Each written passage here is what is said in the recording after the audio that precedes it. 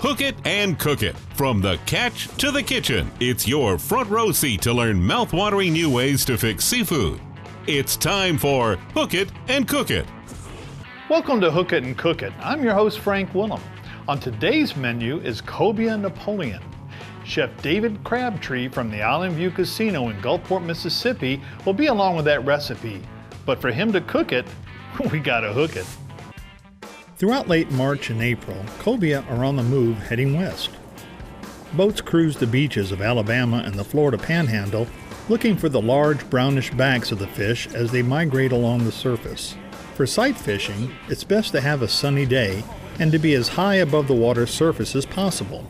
This means we usually wait until late morning to start and quit by mid-afternoon. Usually we'll start fishing as soon as we clear the channel. We then ride along in Vixen's tuna tower looking for cobia's brown backs. Generally, we stay within a few hundred yards of the beach. When it's warm and calm, this type of fishing is about as easy as it gets, and it's one of my favorites. When we spot a cobia, we cast a live bait, either an eel or bait fish, to the cobia. If the fish is well behaved, it'll roll on the bait and we have a hookup. If it's ill behaved, it will either ignore the bait entirely, or worse, pick it up and run for a minute before spitting it. A maddening experience for the frustrated angler. But when it works, it's a beautiful thing. All right, we've caught our cobia. When we come back, you'll learn how to make an award-winning Cobia Napoleon dish using a tin can. So when you turn it out on the plate, you'll have the potatoes, spinach casserole, the fish, the yellow squash, and then the hash browns on top. Welcome back to Hook It and Cook It. Let's get started in the Lynn Meadows Discovery Center kitchen with Chef David. Okay, David, well, let's get started. What's first? Well, we're going to make a Cobia Napoleon today, or a fish Napoleon. And what we're going to do is start the two casseroles at the same time. I call them casseroles because you can actually make them separately than this and enjoy them. But we've got our butter in our pans already, and we're going to start off with our onions and saute them a little bit. That's about a quarter cup or thereabouts? Just about a tablespoon of garlic. Okay. And then we're going to just, the recipes are similar. The difference is one of them has crab meat and one of them has spinach. This is about a cup of squash there? About that, and you can use other things too. You could use zucchini if you wanted to. We're going to go ahead and get the spinach started as well. And we've got the garlic and the shallots and the onions in there. We're going to add the shrimp. That's about a half a cup or thereabouts? Just about, yep. All right. We're just going to saute both of these off really nice. Today we're using cobia, lemon fish, which I'm sure you've caught a bunch of. Caught a few. I've caught a couple maybe, but I'm more of an inshore fisherman, but I do enjoy catching cobia. They put up a heck of a fight. It's like pulling a car up off the bottom of the ocean. This is true. But we've got our ingredients sauteing. Mm-hmm. For the squash, we're going to go ahead and add our heavy cream. It's about 2 cups. Our Parmesan cheese, maybe about a couple tablespoons there. And then our chicken stock. Now, is the chicken stock, do you make that yourself, or is that just canned, or does it matter? Well, today's bases are of high quality. There was a time when I worked over in New Orleans where you could not buy a good base, but that's changed these days. Sometimes I'll make my stock, sometimes I'll use a base. Mm-hmm. And we're going to do the same thing on this side. The shrimp. That's a little heavy cream there too, right? A little heavy cream. Put our spinach in there. About a cup of that. Make sure you get the little 9110 shrimp cooked off before you add this stuff. We're just going to saute that off. Similar to, I guess, you would the Rockefeller or a spinach casserole or something of that nature. We're going to do a little bit of chicken stock in there as well. So the two of these are very similar, right? They are similar. The difference is one has crab meat and one has shrimp. One has yellow squash and one has spinach. Mm-hmm. This is a little anisette, licorice flavored liquor that we're going to use. Chefs say that if you won't drink it, don't use it for cook with, but this isn't something that we normally drink. So, and we're just gonna let those saute down a little bit. And while we're doing that, we're gonna go ahead and start over here on our fish. Okay. Now we've got a total of about 6 ounces of seafood in the 2 of them. So that's about what, 4-ounce pieces of cobia thereabouts? Yeah, just about. And you could poach it. What I like to do is blacken it. Little paprikums, blackening seasoning. That's a little less sides. salty than some of them like Tony Chachere's. It is, it is. It's got a little sweetness to it. One thing they do well is their seasonings. As soon as that gets hot there, we're gonna throw that in the pan and get it started. Okay. And the only thing really that we have left to do to these two is we want to add our crab meat in last. You don't want to overcook that, right? Right, Yeah. right. We want to kind of keep it at lump stage. I believe our oil's hot enough there to go ahead and get our Cajun blackening. I presume you could grill this however you want to cook the cobia. I've poached it before and made this dish. This is the dish that I actually developed for competitions. You can do it home style and just do layers of it. Or like I said, the 2 casserole dishes or the 2 stuffings are good by themselves. Lay them in a casserole dish, a little cheese, and bake it off. I call it coastal southern cuisine because you've got the hearty casseroles and you've got the seafood. They sure look good. I understand you have like 60 medals or thereabouts, but you won a couple golds and a silver off of this dish? I did. The first time I made it, I used layered yellow squash in it, and it looked beautiful, but we got to the judge, and the judge tried to cut into it, and it spread all over the plate, and he said, if you can develop this into something that you can actually cut into, you'll have something. Yeah. And that's where I got the idea of actually sauteing it or dicing it so it eats a little better. But both the dressings are just about ready now. With the 2 dressings, we're just going to add the breadcrumbs. We'll kill the heat now. And just add those last so they're a little crisp and don't get so soggy. Is that the idea? Well, what we want to do is have it soft enough to bond in the mold. What we're going to do is take a little hash browns in the bottom of this, and we're going to layer it up, and then we're going to sear it off on both sides. Like I said, you can do it at home by just doing them separately, or you can take a casserole dish and you can layer them so you can cut a square out of it. Now, for someone who doesn't have that little fixture, you could use something like a soup can or something like that, right? You Cut could. top, bottom off of it? Yeah, a little pecan or something like that. You could definitely do that. Do you have to coat the inside of it so it'll release, or is it just... Would, yeah, definitely you would spray the insides with a little pan release or something like that. It's a kind of, it looks to be a small portion, but it's kind of rich, and it's got about 6 ounces of seafood all together in it. We're just going to bring this together so Boy, it smells great. It's real good. It smells terrific. About how long do you cook the cobia? With a piece about that size, just a couple minutes on each side. I've actually turned the heat off now, and it's just sitting in there. You know, cast iron pan's usually the best thing to use, but you got a nice blackening on edges on it there. Oh yeah. And when you put it in the mold, you know, when you get down to that and you're cutting into it, you really get a burst of flavor. So this is a little bit drier than I had wanted it, so we're going to add a little bit more stock to that. We'll move them around a little bit more, let them dry a little bit. And this is something that you could do ahead. You could make this ahead and then put your mold together later on.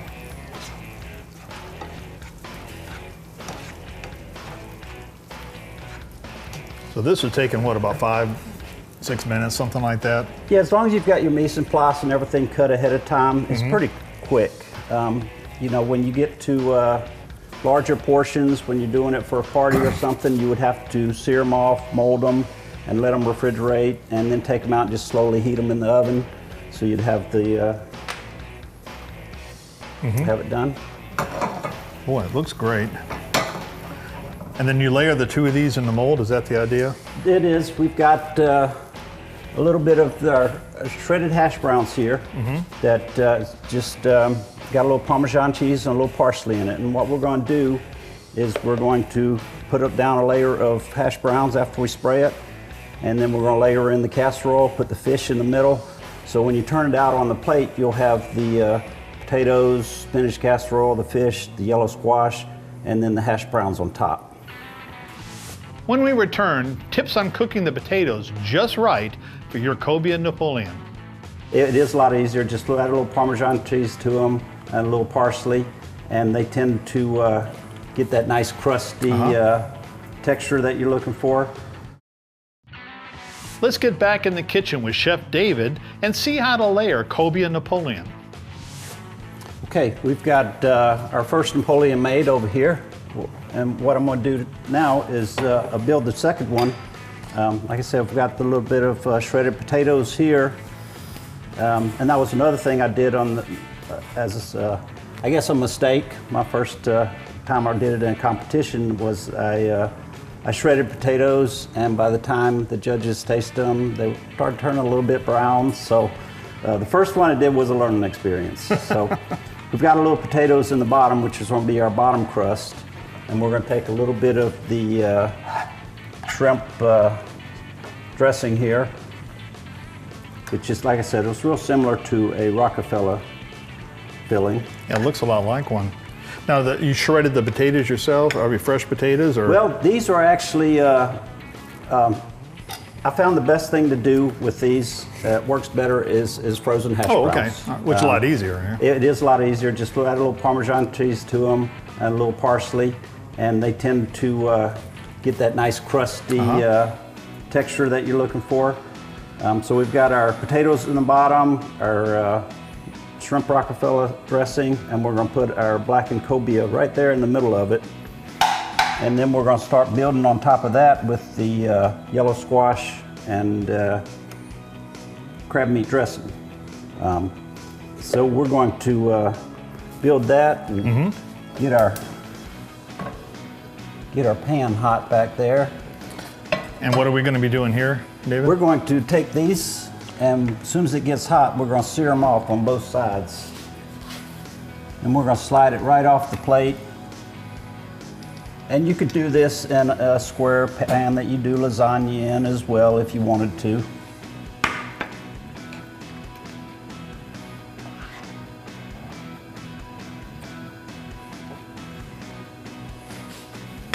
Pan's not quite hot enough. I'd love to hear some sear in there, but it'll get there in a minute. It's almost there. I can see it starting to bubble a little bit. Right. Now, that was a pan spray, or is that olive oil there? That's a little vegetable oil, little canola oil. Okay. You can use whatever you have in the kitchen, just something to keep it from sticking there.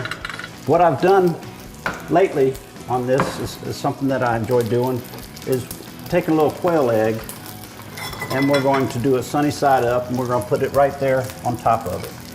So. Is that something viewers can expect to find at the local grocery store, or is that? I've never seen them at a local grocery store.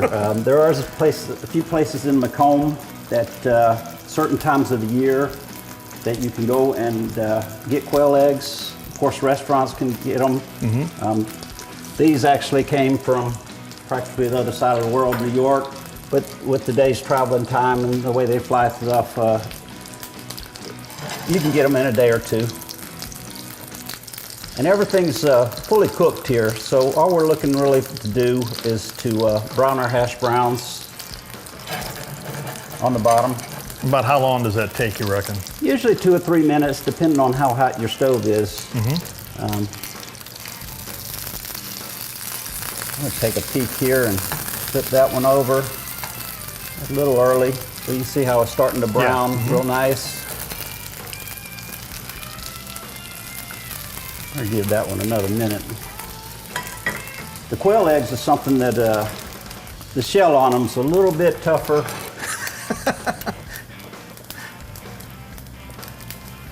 There you go. Yeah, that one will work out good. You get a 10 on that one.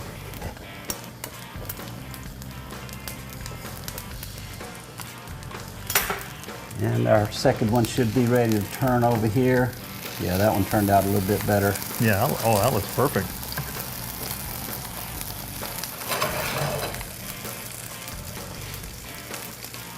So when it's done browning on, as far as the hash browns are concerned, it's finished, is that correct? It's finished, yeah.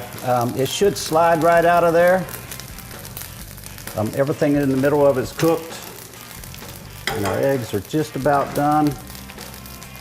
We're gonna grab a plate.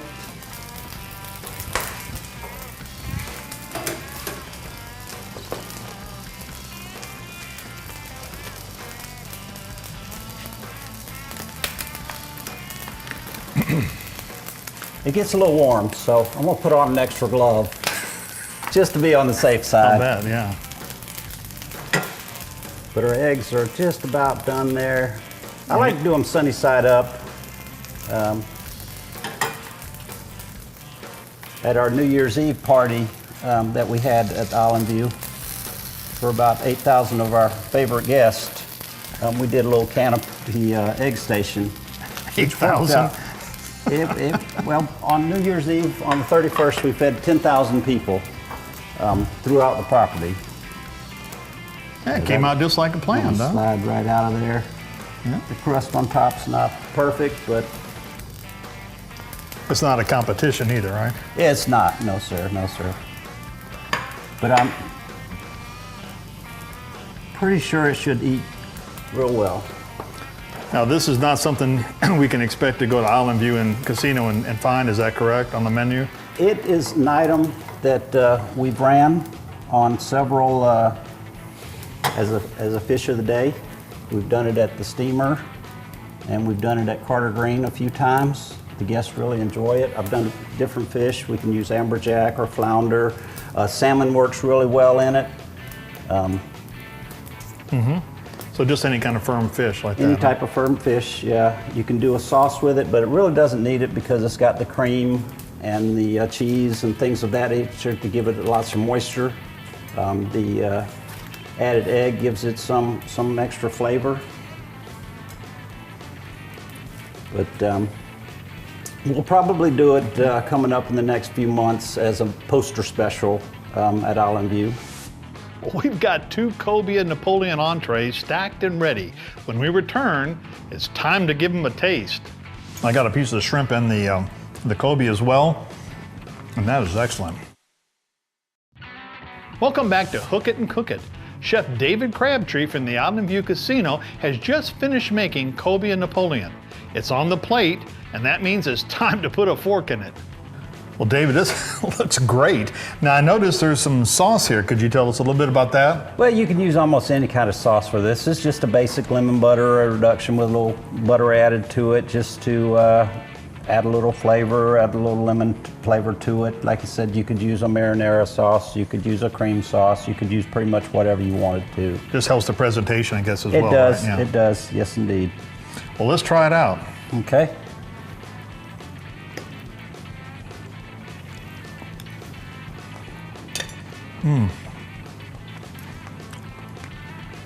That is excellent. It really is. I got a piece of the shrimp and the Cobia as well, and that is excellent. Yeah, there's just several different flavors in there. Right in the back of my mouth, I can taste the blackening spice on the spinach and taste the anise. The yellow squash is kind of probably the least dominant flavor, but it adds a little color to it. And then you've got the difference in texture with the hash browns on top, and right, almost a play on like a fish and chips type dish with the potatoes. And as you notice, when you cut into it, it didn't go splot like the first episode did with Judge. And he was I think he was a German judge, and he had a heavy accent, and he said, "When you cut into it, it went squash." I thought he was talking about the squash at first, and then I realized he was talking about the dish going all over the plate. So, well, I'll tell you one thing. I can see why you won a medal, more than one medal with this. 2 golds and a silver. It's excellent. Thank you very much, David. It's wonderful. I enjoyed it. Thank you. We learned how to make a great Cobia Napoleon dish. My thanks to Chef David Crabtree from the Island View Casino in Gulfport, Mississippi for showing us how it's done. Remember, you can find the recipe on our Facebook or webpage. Join us next time for another delicious edition of Hook It and Cook It.